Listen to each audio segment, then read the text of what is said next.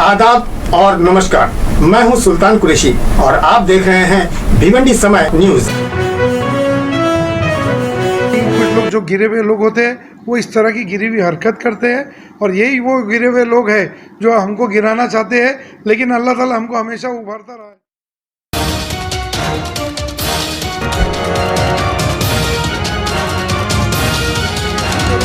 कि ऐसे लोगों से बच के रहिए।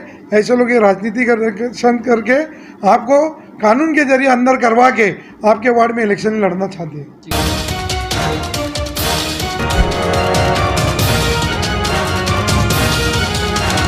बोल रहा है वीडियो में बार बार क्या मैं यही चाहता था, मैं यही चाहता था, वही जा रहा यही जा रहा मैं यही चाहता था। तो ये यही चाहता था कि कहीं ना कहीं झगड़ा हो जाए और हमारे ऊपर झूठा केस करे। मैं यही जा रहा था। मैं सवाल पूछ रहा हूँ हामिद भाई, ये जो कल से एक वीडियो वायरल हो रहा है आपके वार्ड का, जिसमें ये दिखाया जा रहा है कि एक शख्स जो है वो इमरान वली मोहम्मद को गाली दे रहा है। दूसरा एक वीडियो हमारे पास आया है, इसमें इमरान वली मोहम्मद उसको मार रहा है और आप इस वार्ड के इच्छुक नगर सेवक भी हैं। क्या कहना चाहेंगे, इस पूरी सच्चाई का जो है ब्यौरा क्या है, आप ज़रा बताइए। सुल्तान भाई, मैंने आज 2 चैनल को भी इंटरव्यू दिया था। उसमें जो सच्चाई है ये है कि जो लड़का है वो लड़का उसके दोस्त को गाली दे रहा था, क्योंकि वो सुबह से शायद वो उसके दोस्त को फ़ोन कर रहा था, लेकिन वो फ़ोन नहीं उठा रहा था तो उसको गाली दे रहा था। तो ये जो उपमापुर थे वहाँ से गुजर रहे थे तो उनको कुछ सुनाई दिया गाली, तो वो गाड़ी घुमा के आए। और तो मैं तो ये चीज़ बोलता हूँ कि तू वो ये बोल रहा है कि मैं ऐसे लोगों के मुंह नहीं लगता हूँ, तो गाड़ी घुमा के आने का नहीं था। और आया तो वो जो लड़का बोल रहा है कि मैंने आपको गाली नहीं दिया, मैं तुझे गाली नहीं दिया हूँ, मैं दोस्त को गाली दे रहा हूँ, तो उसमें उसने उसके ऊपर हाथ उठाया। तो फिर वो लड़के ने भी, वहाँ के जो लोग बोलते थे कि वो लड़के ने भी उसको मारा और दोनों में हाथापाई हो गई है।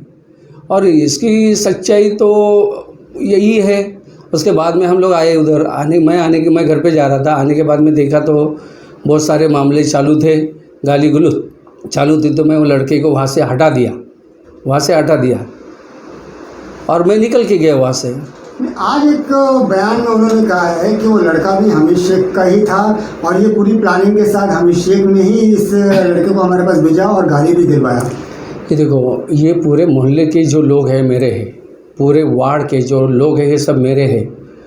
ऐसा नहीं कि वो उसका है ना इसका, ये पार्सलिटी मैं किया नहीं हूँ। मेरे को जो मेरे काम किए नहीं किए वो सब लोग मेरे मोहल्ले के माँ बहने से लेके छोटे बड़े से लेके सब लोग मेरे हैं और हर कोई मेरे पास आता है। मैं कभी ऐसा नहीं बोलता क्या ये गली से मेरा काम नहीं हुआ तो मैं इधर का कचरा नहीं उठाऊंगा, या तो तुमने मेरा काम नहीं किया तो मैं तुम्हारा काम नहीं करूँ। मेरे यहाँ पे सबका काम होता है। और रही बात वो बच्चों की, क्या ये इसका था, हमने भेजा था, तो प्लानिंग के हिसाब से अगर ये बोल रहे तो ये प्लानिंग के हिसाब से ये जा रहा था, तो रिटर्न घूम के आना ये भी हमारा प्लानिंग है क्या? रिटर्न जो घूम के आया ये हमारा प्लानिंग था क्या? तू रिटर्न आया, तू ही पूछ रहा है उसको।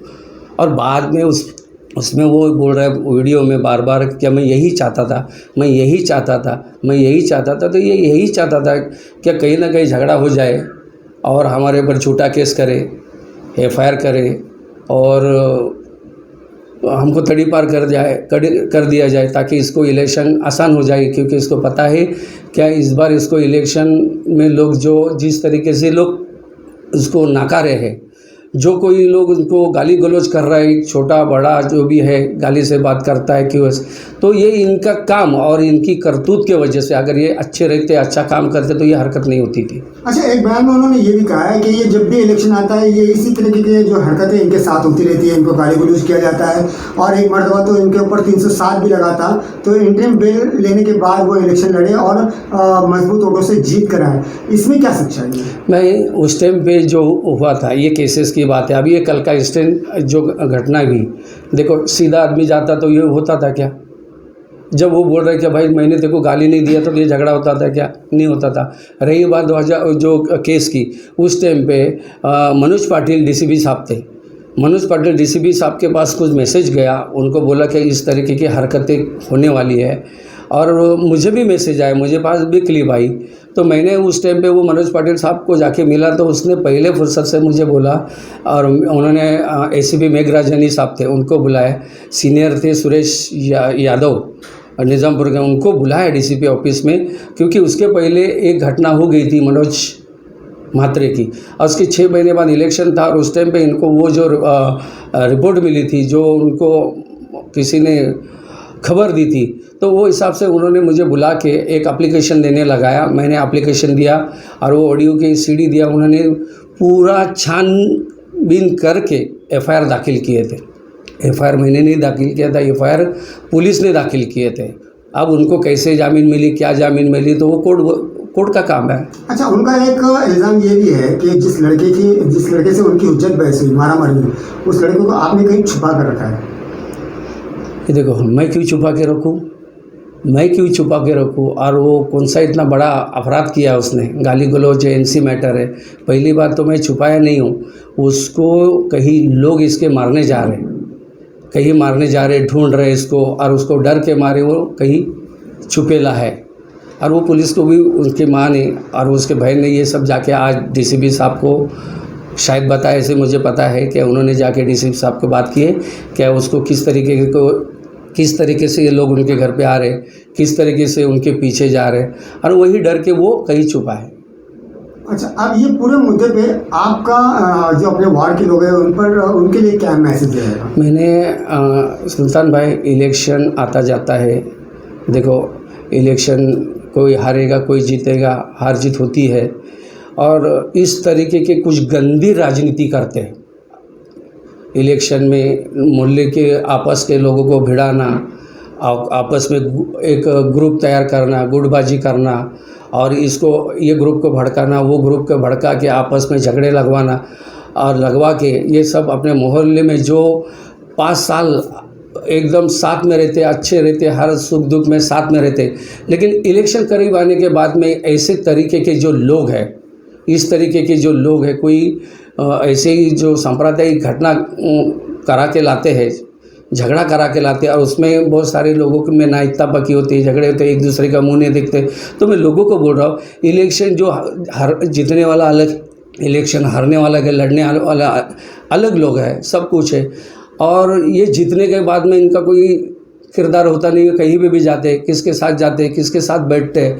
लेकिन आप लोग इनके वजह से कोई झगड़े मत करो, हमारे वजह से कोई झगड़े मत करो, हमारे वजह से एक दूसरे में बुराई मत करो। इलेक्शन आता जाता है, बस अपना मोहल्ले का, वार्ड का माहौल अच्छा होना चाहिए। हमीद भाई, ये बताइए कि एक बयान में उन्होंने ये भी कहा है कि आपको खंडनी लेते हुए उन्होंने रंगे हाथ पकड़ा है, वो जो बयान है उस पर आपका क्या प्रतिक्रिया है? सुल्तान भाई, ये सवाल पे मुझे हंसी आती है।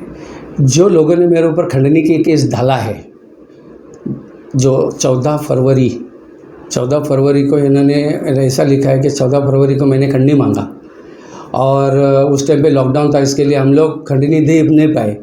लॉकडाउन 14 फरवरी को कोई लॉकडाउन का सवाल ही नहीं आता था, पूरी दुनिया को मालूम नहीं था कि लॉकडाउन चीज़ क्या है। अगर 14 फरवरी को मैंने खंडनी मांगा था, तो इन्होंने मेरे ऊपर 27 सितंबर में एफआईआर क्यों किया? एफआईआर करने के बाद मुझे पता नहीं था, मेरे को पुलिस ने बुलाई, मैं सीधा चला गया, मुझे मालूम नहीं था। आज तक मैंने कंप्लेंटेंट कौन है उसको देखा नहीं। और सुल्तान भाई, मैं आपके माध्यम से बोल रहा हूँ कि जिन्होंने मेरे पर एफआईआर किया है और सही मुसलमान है, उन्होंने मस्जिद में कसम खाने का, क्या मैंने उनके ऊपर पैसा मांगा था या खंडनी मांगा था? मैं राजनीति छोड़ दूंगा। मतलब उन्होंने जो बयान दिया है कि आपको रंगे हाथ पकड़ा है, वो झूठ है, पूरा झूठ है। जो लोगों ने मेरा मर्डर का प्लानिंग किया था 2017 में, उनको 307, और ऐसे लोगों से मैं खंडनी मांगूंगा? ये सबको मालूम है, पूरे शहर को पता है, शहर को पता है, पूरे शहर को पता है। ये सिर्फ अभी ये सब, और ये उस टाइम पे जब मेरे एफआईआर हुआ था, तो पूरे शहर में सबको पता था कि हमीद भाई को झूठे केस में फंसाया, और फंसाने वाले को जो मेरे खिलाफ केस लड़ते वही। और इस बार भी ये जो मामला चले, उनको मालूम है कि इनको अभी इलेक्शन जीतना आसान नहीं है, इनको पब्लिक नाकार रही है, इनको पब्लिक खड़ा नहीं कर रही। आए दिन इनको जब भी वार्ड में जाते अपना दौरा करने, लोग गाली गलौज से बात करते इनसे जाने के बाद, तो और उधर मैं एक अपोजिशन मैं ही मजबूत हूँ और उनको मालूम है इसी से फाइट है और इसी से लड़ाई है। अगर यही नहीं रहेगा, इसको ही अंदर करेंगे, इसको ही जेल भेज देंगे या कड़ी पर करेंगे तो उनको हर मामला आसान हो जाएगा। तो ये उनका प्री प्लानिंग है, 1 साल से उनका प्लानिंग है। सब तरफ बोल रहे क्या इलेक्शन आने तक हम लोग इसको रखेंगे नहीं, ये इलेक्शन लड़ ही नहीं पाएगा। अरे वो सब प्लानिंग के हिसाब से ये सब काम चल रहा है। हमारी जो बदनामी करना हो गया ये और भी जो करना है, और सिर्फ एक ही लोग ये है, इसका भतीजा है, ये लोग हमारे खिलाफ और क्लिप भी डालते, ये सब डालते और ये की करे, पूरे शहर में और कोई नहीं है इनके अलावा।